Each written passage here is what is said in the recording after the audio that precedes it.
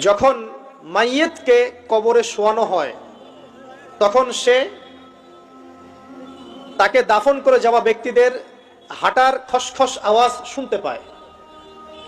এরপরে তাকে যখন শুইয়ে দেওয়া হয়, সে যদি মুমিন ব্যক্তি হয় তাহলে তার মাথার দিকে তার সলাত এসে দাঁড়িয়ে যায়। দুনিয়াতে আপনি যে নামাজগুলো পড়েছেন, আমি যে নামাজগুলো পড়ছি, এগুলো মাথার দিকে দাঁড়িয়ে যায়। ডান দিকে চলে আসে তার সওম মানে কি? রোজা। বাম দিকে চলে আসে যাকাত। তারপরে পায়ের দিকে চলে আসবে তার আত্মীয়তার সম্পর্ক রক্ষার ইবাদত, তার এই যে অন্যান্য দান সদকা, তার নফল আমল, তার তাসবিহ তাহলিল, তার কোরআন তেলাওয়াত ইত্যাদি পায়ের দিকে চলে আসবে। এখানে একটা হাদিস এসেছে, সূরাতুল মুলক যে ব্যক্তি রাতের বেলা তেলাওয়াত করবে, কোন সূরা ভাই?